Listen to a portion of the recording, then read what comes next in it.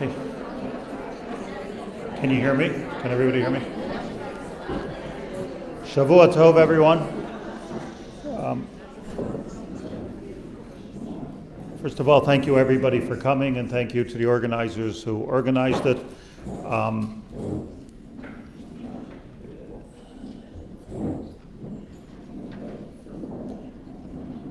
And I'd like to finish at about 9:15 or 9:20.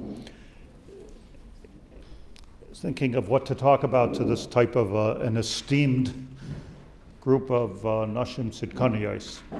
And I think this is what I feel, that when on Simchas Torah, when this terrible, the October 7th, this terrible tragedy happened and the war broke out, people could not stop asking me what we can do in terms of chesed and what we could do in terms of tefillah, in terms of prayer. And I had more suggestions actually than I was able to handle, because there's so many initiatives. And it was always, should we add Avinu Malkeinu to our davening? Should we make a fast day? Should we say a night of Tehillim every day? Those were all very, very important questions, and I responded as much as we were able, or I knew how to. But I noticed that the second week and the third week, this question is not being asked anymore. And this is, I guess, human nature, that somehow or another we get kind of used to a situation that we should never get used to. And perhaps I thought that our tefillah, and I refer to myself, men, women, across the board, our tefillah became less desperate than it was a couple of weeks ago. And this cannot be. First of all, if you follow the news, which I don't necessarily recommend you do in detail, but it's only more dangerous now. As of today, if I understand it correctly, we have our sons, our brothers, maybe our daughters in Gaza, actually very, very sakana, staying there overnight, and we're all b'sakana. Bezras Hashem, what I do know is that Hashem will protect us. Just telling you my feeling, can't say I know. And what I do know is that after this is over, Bezras Hashem, the world will be a better place for us and for the whole world. But we need to daven, we need to pray. And I just wanted to, I know everybody's here on a very high level, both in terms of knowledge and also in terms of madrega, so I just want to speak on a bit of a higher level, if I may. And I'd like to describe prayer during wartime for the Jewish people. And as you know, this is in the Chumash, the Torah tells us that almost right after we went out of Mitzrayim and we crossed the Yam Suf, and we were slaves for centuries. We weren't, lochamim, we weren't warriors, we weren't fighters, we didn't know how to fight, we didn't have weapons. This was something that Jews had to learn in the last 75 years or so, but it's not something that we have a history with since the time of the Hashmonaim. We're talking about 2,000 years ago. We haven't really fought any wars, maybe with Rabbi Akiva and Bar Kokhba, but wars, the wars of the Jews, and Josephus wrote a book about those wars, the wars of the Jews. And they weren't pleasant wars, as no war is pleasant, and there were a lot of casualties in it. But the first war that Bnei Yisrael ever had was when we first came out of Mitzrayim, and that war was with Amalek. And Amalek, this nation that was I don't think it was a big nation, I think it was a small nation, that they were grandchildren of Esav and had a particular anti-Semitism, and particularly wanted to not just win any kind of territory or anything like that. They just wanted to annihilate the Jewish people. That's what makes Amalek unique. Amalek is unique for two reasons. One is that its whole intent is just an annihilation of the Jewish people, and that they are ruthless in doing so. So together we could say Yimach Shemam V'Zichram, and the Torah comes along and tells us Timcha Zecher Amalek. This is a force of evil, and we are a force of light. And we have to do battle with our minds and with our hearts to bring light into this world. I've spoken here in the Shiurim for the men about it's very clear to me that what's going on now is an attack of Amalek. Even though people are thinking they're not B'nai Esav, they're B'nai Yishmael. Trust me on this. They are Amalek. As a matter of fact, if you read the Chumash, when we came out of Mitzrayim in our first, the beginning of that 40-year wander, so we went to, the Torah says we went to Refidim. Refidim is right on the bottom underneath, if you look at an ancient map, Refidim is right under Rafiach. And the Rafiach is at the bottom. That's actually a border of Gaza, and what's north of Gaza, what's north of Refidim. Today it's called Gaza, Rafiach. And Refidim, and it was from there that Amalek came and attacked the Jewish people. Exactly the same. We were in the desert still, but they were where they were. And right before the Torah tells us about this war, the Torah says there was another incident of fighting amongst the Jewish people, interfighting. And Vayikra Shem HaMakom, this is the pasuk right before the war of Amalek. Vayikra Shem HaMakom Masa Umeriva. This was named after the arguments that the Jews had with each other, the politics. Al Riv B'nai Yisrael V'al Nasosam Es Hashem Lemar Hayesh Hashem B'Kirbeinu Im Ayin. From the fact that we fought with each other, and from the fact that we questioned Hashem in taking us out of Mitzrayim, we named the place Masa Umeriva, but not just that. Vayavai Amalek, very next pasuk, Vayavai Amalek Vayilachem Im Yisrael B'Refidim. Immediately after that there was that type of Masa Umeriva. The place was called Masa Umeriva. It's still on the map, Masa. The Meriva didn't somehow make it through the generations.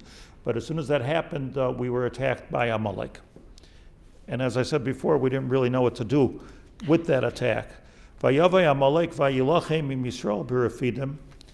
And Moshe said, Vayomer Moshe El Yoshua. Moshe said to Yehoshua's his assistant, B'char lanu anoshim b'tzei hilachem ba'Amalek. We need to go to war with Amalek. Get the anoshim. Rashi says, B'char lanu anoshim. Try to find people from these slaves that just went out of Egypt that are, Rashi says, Giborim v'yirei chet. They should be Giborim v'yirei chet. Strong.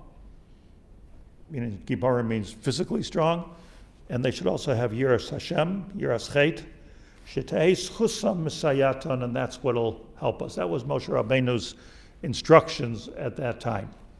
Say Hilachem Ba'Amalek. And Moshe Rabbeinu said what's going to happen is Machar, starting tomorrow, Anochi Nitzav al Rosh HaGiva.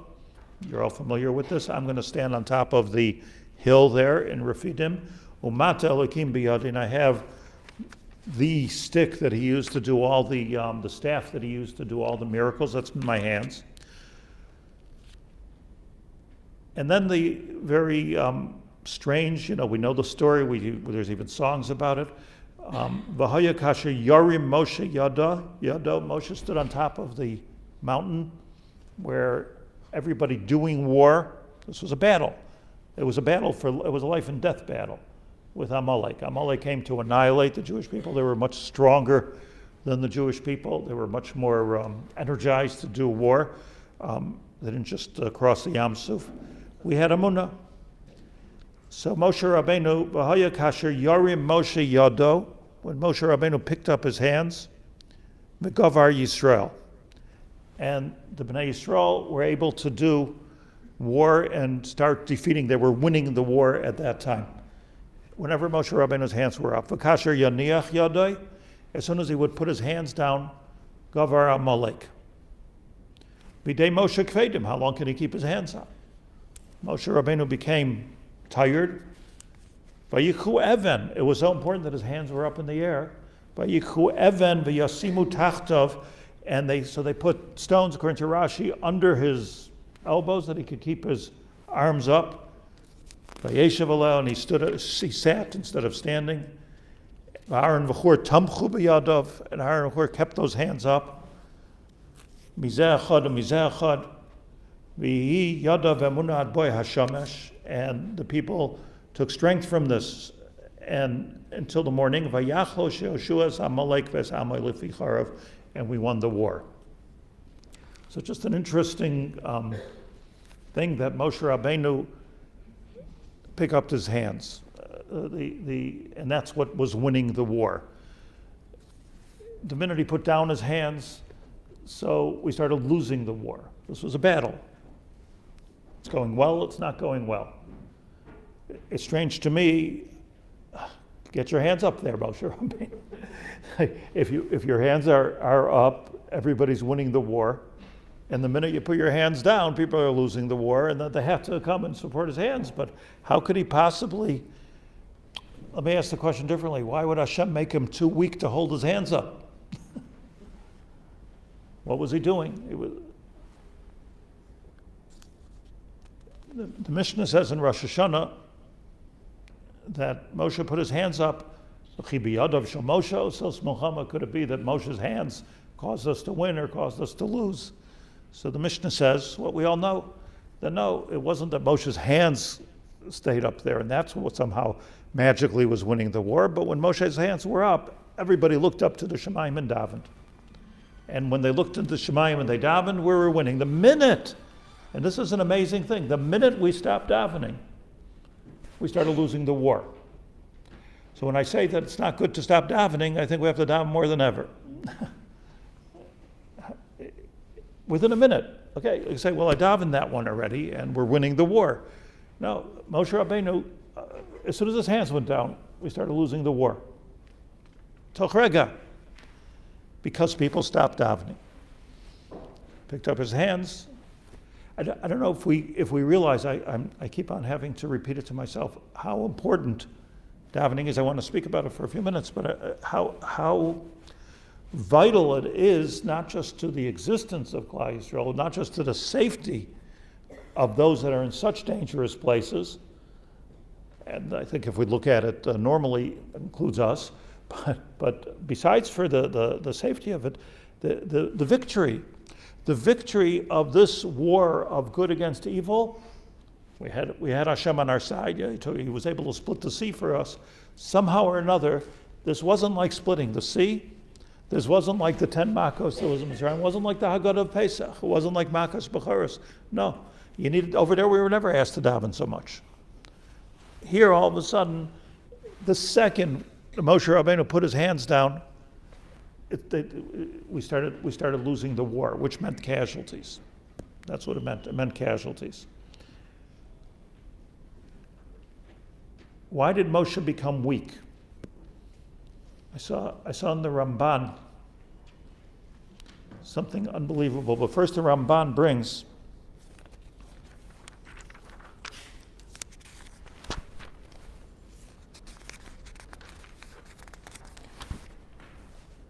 the Ramban explains what happens. He quotes Pirkei Rabbi Lezer. That's a medrash. He said, Yisrael yatzu chutz la'aleim. All the Jewish people went outside of their tents. V'roas Moshe, they were able to see Moshe. Remember, we're talking about, I don't know how many people were in the army then. I mean, if we could calculate it, but we're talking about a people which were a couple million big. But somehow, I guess it was a miracle, they were able to see Moshe. Haya Moshe karei al birkav, and Moshe knelt. He went down on his knees, as the Ramban.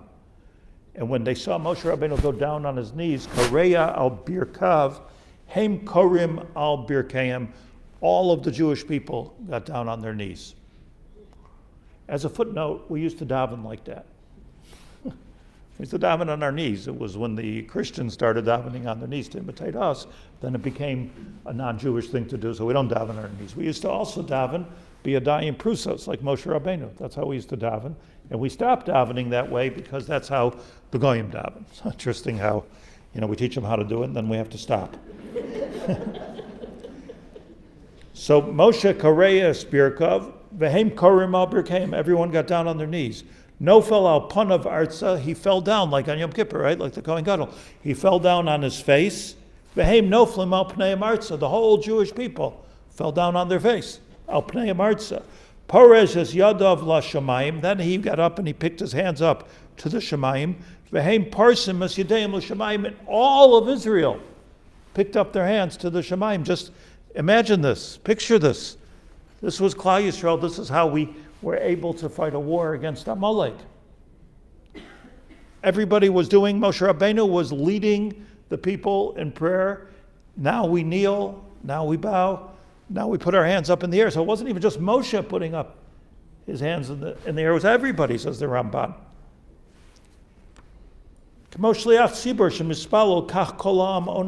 Just like you have in Shul, says the Ramban. The Shliach Tzibur is telling everybody what to do. So Moshe Rabbeinu wasn't doing anything different than all of the Jewish people. I presume the soldiers were fighting, but everybody was doing this. He was choreographing exactly what everybody should be doing. And therefore, says the Ramban in the name of the Medrash, V'hipil HaKadosh Baruch Hu es Amalek v'es Amoy b'yad Yeshua. So I looked into this a little bit, and it concerned me that Moshe Rabbeinu became weak and he didn't have, I mean he was still young, he was like 80. And somehow he didn't have the strength. He puts his hands down and people are getting killed. Adrenaline, something, keep your hands up in the air. Keep your hands up. And therefore all of the Jewish people are going to keep their hands up. So I saw in the Rishonim, they say that Moshe Rabbeinu was only as strong as the people. He received his strength, physical strength, from the people. And as long as the people on the bottom of the mountain were able to be praying and putting their hands up in the air and begging Hashem that we should be able to win this war, so Moshe Rabbeinu had the strength. It's a circle. And we always think about Moshe, or the leaders, if you will, giving strength to the people. But it's not only true. That's true, but of course it's true the other way also. It's the people that give strength to the leadership. It's not just even that, I'm encouraged by the fact that you are praying with me. That's not what it is. It's the way Hashem created the world is such that what comes up goes down and what's down goes up. Hashem created a circle. It's not a top-down, it's a circle. I want to speak more about it in a moment. And this circle was totally dependent when Klal Yisrael, and this is what the Rishonim say, when the Bnei Yisrael felt, okay, we won this battle. We're okay. I'm okay, you're okay. Look at it, they're falling, it's miraculous. And they stopped, they were Masiach Dat from davening for a minute. During that minute, not only did they start having casualties, but Moshe Rabbeinu lost his strength. In rabbi school, they say a rabbi's only as good as the congregation he gets. If people in Bnei Yisrael and Klal Yisrael want the correct leaders, we have to be the correct people. I'm not talking about rabbis, prime ministers, kings, whoever they might be.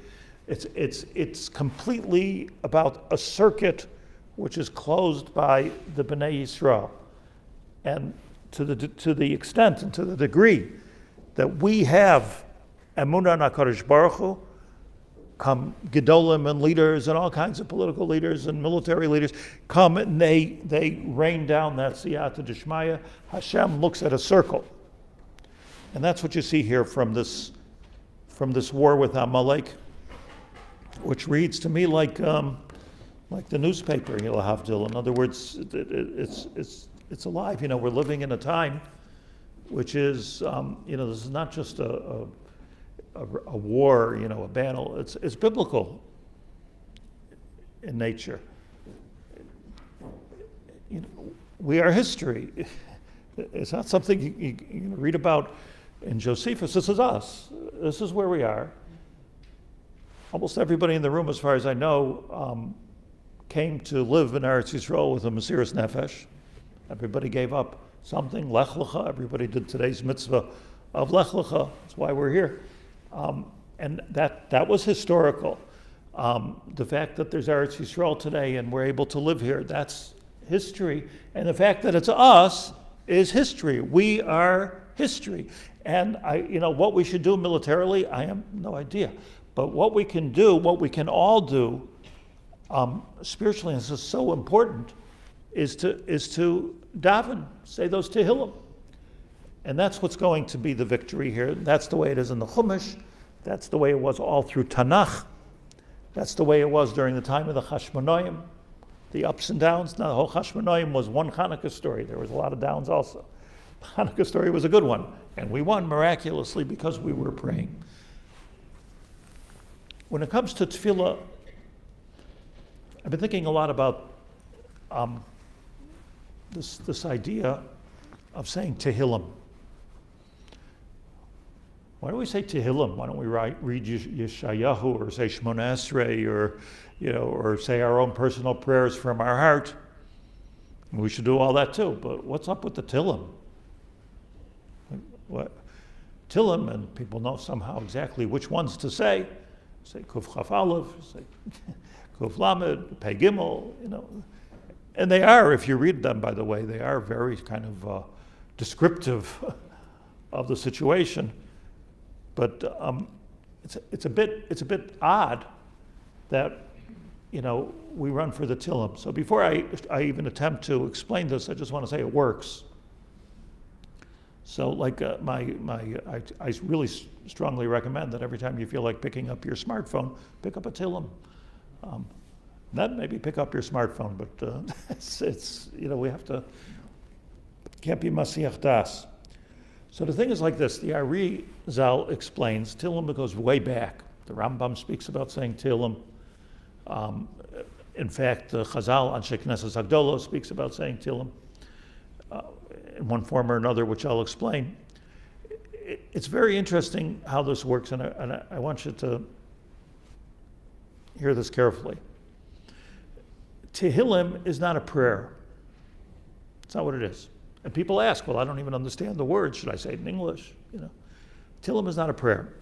Tehillim in the schus of David Amalek has the ability, and whether there's a war going on or whether it's our own personal things that we go through every day, Tehillim has the ability, this is our Masorah, to break through to the Shemayim. Tehillim, it's not that the Tehillim is a prayer, it's the Tehillim opens everything up, gives us access to God, and once we have Hashem's ear, so to speak, now we can come in with tefillah. Very important, by the way, halachically and according to our Masorah, that you don't say Tehillim and then just leave it. You say Tehillim and then you pray. It's very important, whether you're going to say Yehiratzain, whether you're going to say Mishaberach, whether you're going to say Achenu Kol Beis Yisrael, whether you're going to sing a song. You just open up the door. You just open up the Shemayim. Now you have to walk through that door and you have to do tefillah. The Tehillim itself has that segula. Why? Why is this? And this is an ancient Masorah that we happen to have. We're lucky to have. We're lucky to know how to beseech Hashem. Otherwise, we'd be walking in the dark. Like this, we know what to do. Like I say, some people even know which Tehillim to say. If you like my Rebbetzin, you say the whole thing. I'm sure these Tehillim are keeping us alive here. But here's something very deep. Let me go back to Moshe Rabbeinu for a moment. The language of the Gemara that I mentioned says as follows. I'm just going to read you the exact lashon. This is in Rosh Hashanah Chavtes Amud Aleph. V'chiyadav shel Moshe osos milchama o shovros milchama. Could it be that the hands of Moshe made the war successful or broke the shovros milchama, broke the war? Ella, says the Mishnah, Kol zman shahayu Yisrael mistaklin klape mala, as long as the people were looking up to Hashem, and these are the words that I want to underline here, umishabdin es libam la'aviyam shabashamayim. Not just look up and not even just pray. There's another piece in the middle that we can ignore. Mishabdin es libam la'aviyam shabashamayim. And when that happened, hayu miskaber and v'im lav hayinu noiflim. That's the words of the Gemara, words of the Mishnah. Tanoim. Looking up was just the first step.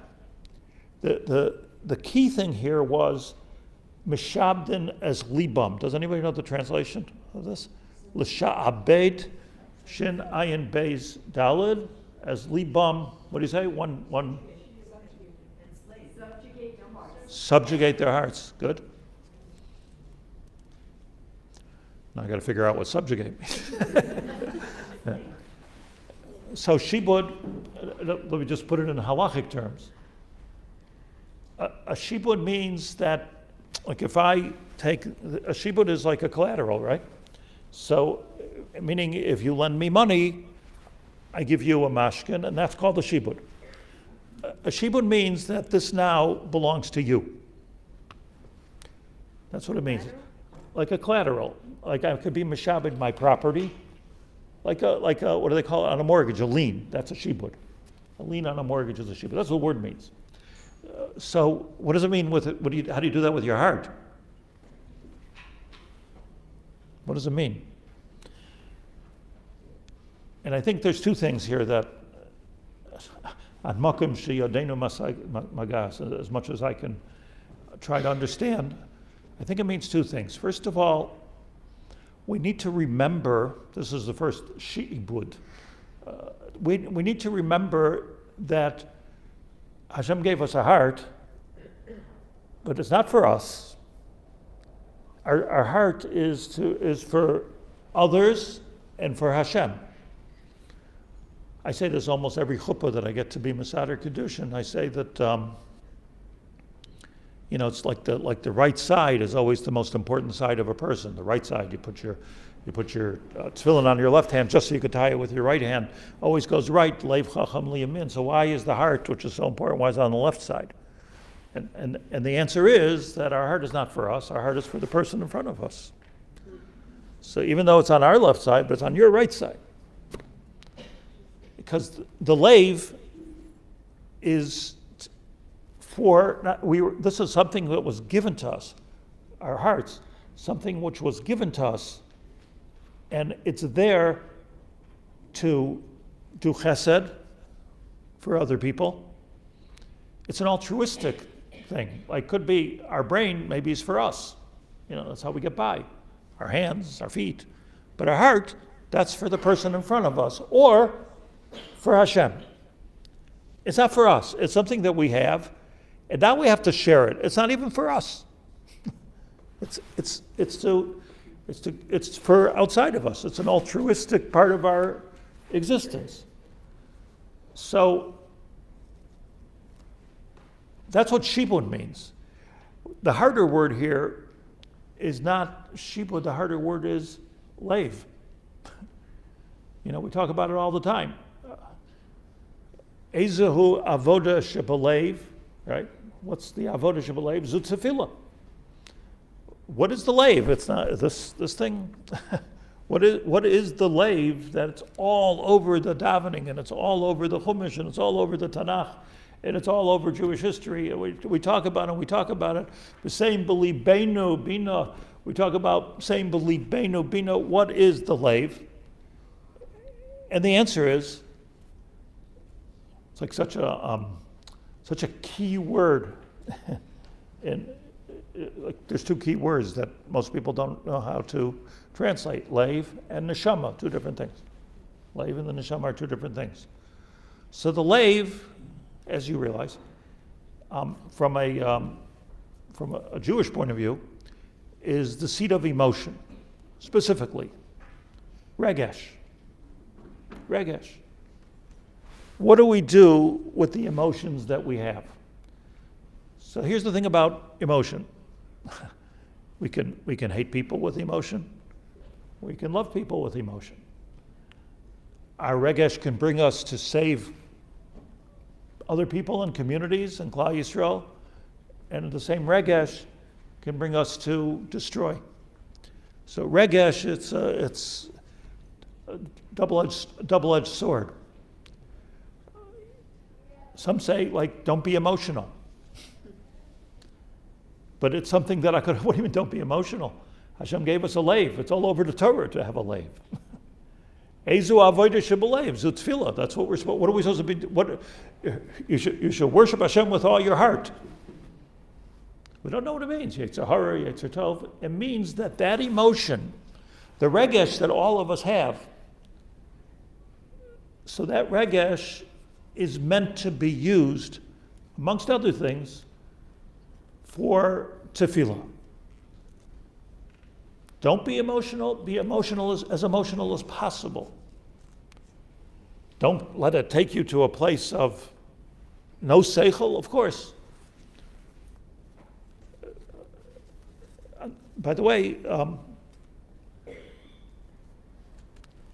in the whole Kabbalistic structure, the lave is always keneged bina. Same b'libeinu lahavin. Lave Maven. All of the Mishkan was built in Parshas Kisitza, Parshas Tetzaveh, Truma Tetzaveh, by the Chachmei Lev. Betzalel was Chachmei Lev, Chacham Lev. Vayiven Badavar. Binyan. So when you think about Lev, you have to think about Bina. And Bina should not be superficially understood as understanding. What Bina means is the emotional processing of a fact. That's what the word means. The emotional processing of a fact that's given to you. So everybody could have like chachma, you Google it and you know it. But how you integrate that and how you internalize that and how you turn it into part of you, that's called Bina, Mevin Davar, Mitoch Davar. And that Bina is what can finally bring to Das. Most people are pretty bad at the Bina part of it, which is the processing of information and internalizing it and making it our own. The Gemara tells us that women are particularly good at it. Women have Bina Yisera. This is a very difficult thing for men to accept. But what it really means is that the ability to be able to integrate whatever's out there with my emotions and then daven with those emotions. So let me explain the following, and this is important information for us to know how to daven, what to daven. Davening has a structure, and I just want to, I'm explaining it on a Kabbalistic level just to make it easier. But we know, meaning I'm sure there's many ways to frame this, but I'm just framing it as the Arizal taught us, that we know that the world is being created and recreated every single second. It wasn't just like a one-time Hashem created the world and let it go, like some kind of a flywheel. That's not what was going on. Hashem is constantly with us, and that's the essence of Hashgacha Pratis. The idea of Hashgacha Pratis is that Hashem is creating and recreating. A miracle is not a big deal for Hashem. You want the water to go that way instead of this way because it creates it anew every second, and we're always able to refresh and renew, and Hashem, of course, is able to refresh and renew. So how does it work? Or is what Hashem is totally spiritual? Obviously, if you attribute anything physical to Hashem, you're out of the game, and you're already like not a Jew. You're not believing like a Jew. So it's totally spiritual. So how does it end up going to? How do things become physical? Simple question. And the Arizal answers comes from the Zohar that the assembly line goes through four steps. And there's the step of Atzilus, which is Eitzel, right? by Hashem, totally spiritual. And then every second, this is happening every second, this assembly line where things go from Atzilus to Bria to Yetzirah to Asiya, I will explain. Atzilus is completely spiritual. Asiya is down here, the touch and feel world that we live in. And in between, there's a process called Bria and Yetzirah. These are different levels of creation. It's not, there's no time in the next few minutes to explain what happens in every stage of creation, but we know. We know, if you learn Torah, you know what happens in Atzilus, what happens in Bria, what happens. But the point is, everything is happening to me right now, and to you right now, and to Eretz Yisrael right now, and it's all happening right now from Hashem. It's not some kind of a thing that we did 75 years ago or 5,000 years ago. Those all affect the present maybe, but what's happening is things are going through their stages as we speak, and even faster. Going through the easy way to remember these four worlds, these four stages, is by, it's always referred to in Svarim of Kabbalah as Abiyah, Aleph, Beis, Yud, Ayin, Atzilus, Bria, Yetzirah, Asiya. Let me skip to Yetzirah. Yetzirah is the world coming from up to down. So something becomes completely spiritual. It gets some kind of form in Bria, in the world. Bria, Bereshis bara Elokim es hashamayim. And then by Yitzar, Yetzirah es ha'adam.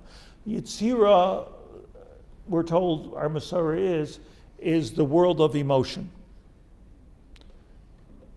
Where Bria is the world of Seichel, maybe some animals have some Chachma, but Yetzirah is a certain type of human emotion that comes into the Bria as Hashem creates it, until Asiya, until it actually touches down, touches earth, and here we are. Let's go the other direction. Bear with me. We're going from where we are in the world of Asiya, we're trying to get Hashem to listen to us. And this information was given to us on a golden platter. How do you get Hashem to listen to us? The answer is, well, first start with Asiya, do the right thing. Go further and emote the right things. Have the right regesh, the right emotions.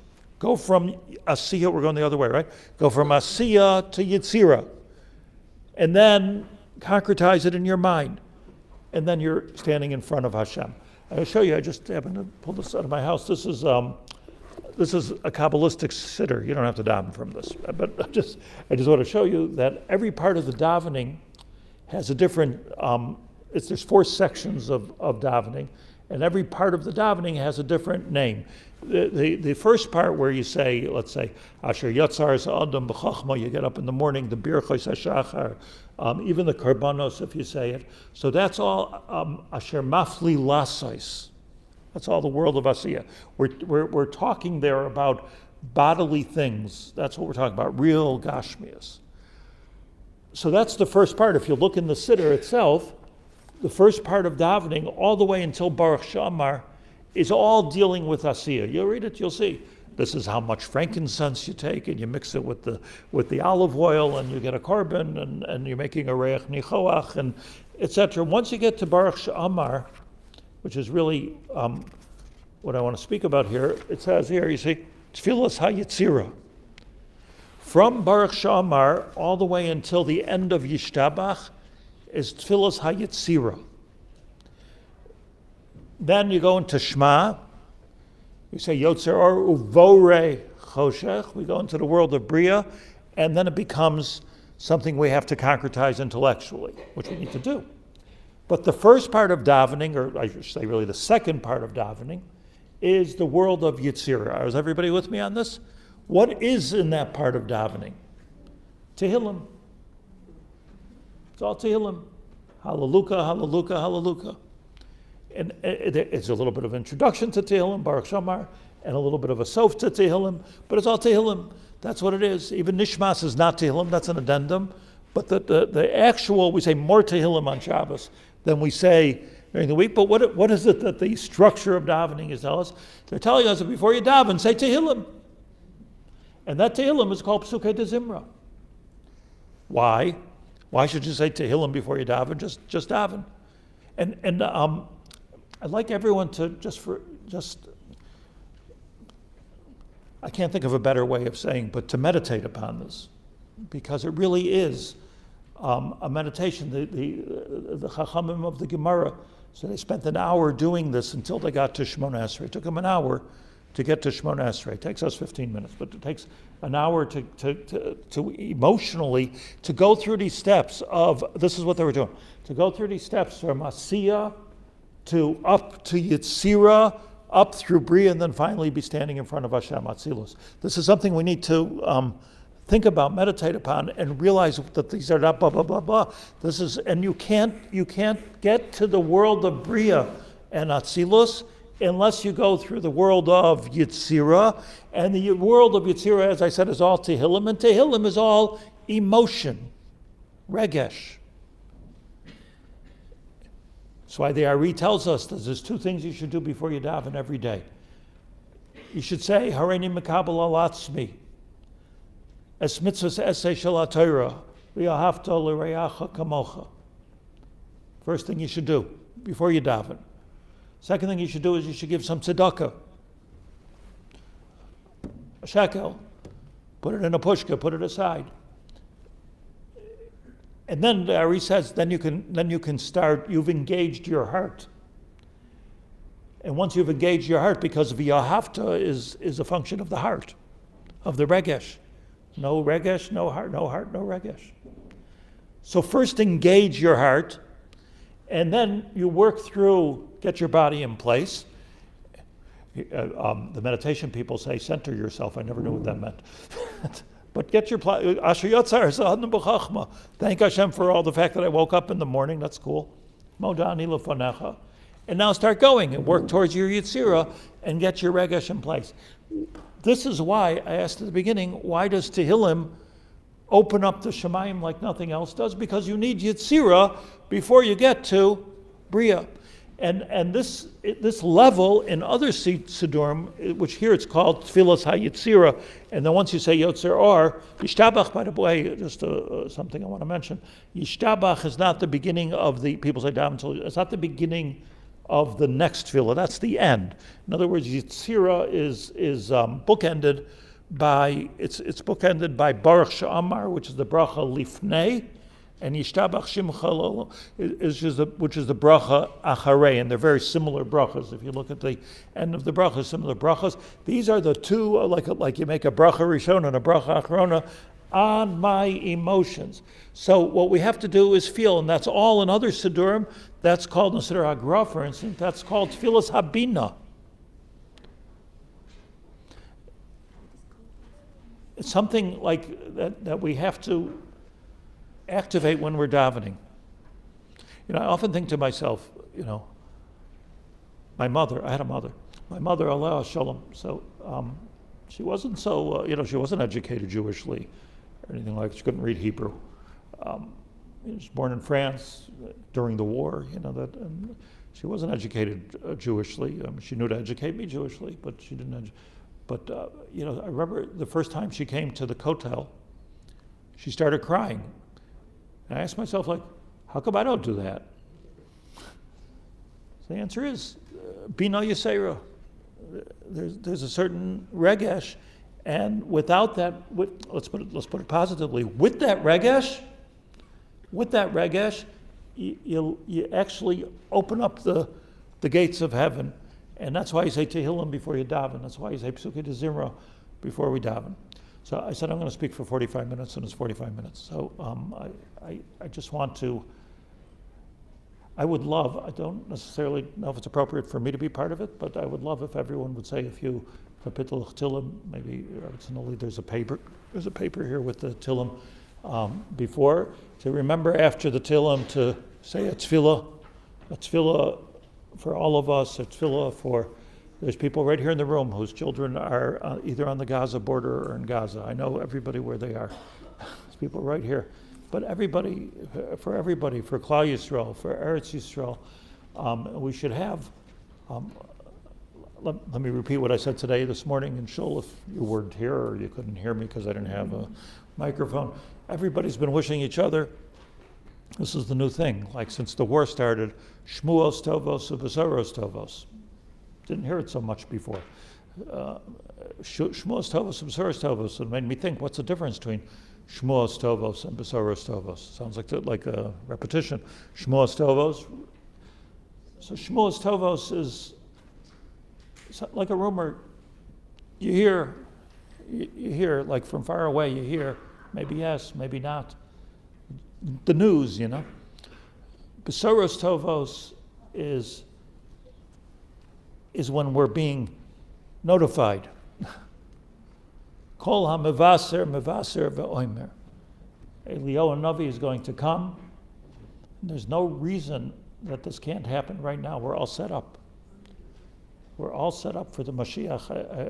I want you to know, and I'm not like I don't think I'm like a Michiganer. I think it's very clear. We have Eretz Yisrael, first time in a couple thousand years. It's the time for the Geula. That's all the Nevi'im said. You have to have Rov Yisrael al Admasam. You have to have the majority of Klal Yisrael in Eretz Yisrael. I think we have. Most Jews look at the population studies. We're here in Eretz Yisrael, and we're learning Torah, and we're davening. All it takes to unlock the gates is go from Yetzirah to Bria to Atzilus to be able to open up the Shemayim. And Bezos Hashem will hear our tefillos, no question in my mind. And we should call HaMevaser.